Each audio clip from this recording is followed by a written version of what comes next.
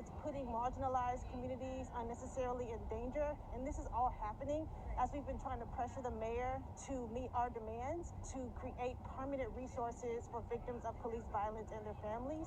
Last month, Mayor Wilson announced a pause in expanding the program as they get a third-party audit and re-examine city policies on how the cameras are used.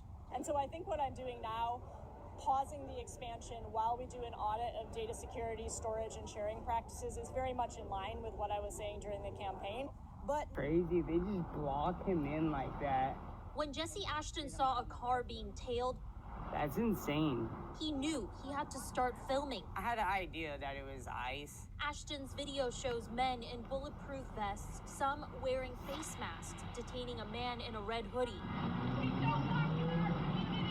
They just got him in the car and left the car in the middle of the road right here. Olympia police confirmed this was an ICE arrest, but said they had nothing to do with it. In the same release, Interim Police Chief Shelby Parker reiterated Olympia's sanctuary city status and said, quote, federal immigration authorities do not have access to OPD systems or data, including the Flock Safety Camera Network. But a University of Washington study from last month shows the feds have gotten a hold of Flock images and data from several local law enforcement agencies.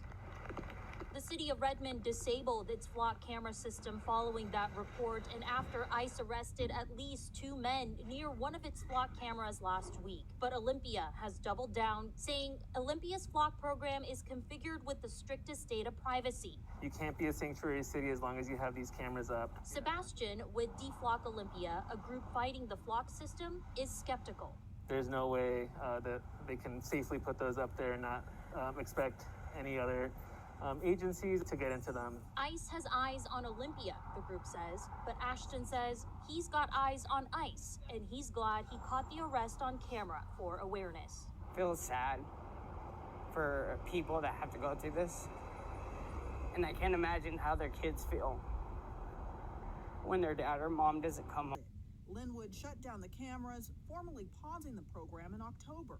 There's also this, a University of Washington report on Flock cameras in the state, revealing thousands of searches from agencies like U.S. Border Patrol, according to records from 31 law enforcement departments. These cameras can be used for immigration to track down people that they believe are in the country illegally. Monday night, public testimony added pressure to end the program permanently. Attempting to regulate a cloud service provider that doesn't operate in the state is worth roughly the paper it's printed on. There is so much power that this tool comes with, and I don't think even the state can retain control of that. I would like to move canceling the Flock contract to the unanimous consent agenda. It really is just a naked violation of privacy. After months of community concerns, I'm here yet again to encourage council to get out of the business of warrantless mass surveillance. Victimization. Attorney Vincent Napo tells me the cameras were found in more than a half dozen single-room, gender-neutral bathrooms on the Expedia Group's campus in Seattle. So you're not going to just have people using the bathroom, but doing all sorts of other things where they think they have a lot of privacy, unlike a normal bathroom. This seems crazy, right? A company like Expedia, a tech company, you're recording people in the bathroom? That's absurd. This new civil suit, not against Expedia Group, but Securitas Security Services. However, today, we're talking about a story where the crime has to do with the Flock cameras themselves. Within the last year, 13 of the cameras in the North Suffolk area were intentionally destroyed. At least that's what a criminal complaint filed in district court says. It places blame on 41-year-old Jeffrey Sovern. According to detectives, Sovern admitted to the crime using vice grips to disassemble 2 pieces of the mounting poles. When police searched his home in the Harborview area, they found 6 solar panels and other parts of the Flock equipment. We went to see if we could ask Sovern why he did it. He didn't answer the door. However, someone else who did said the complaint doesn't tell the full story.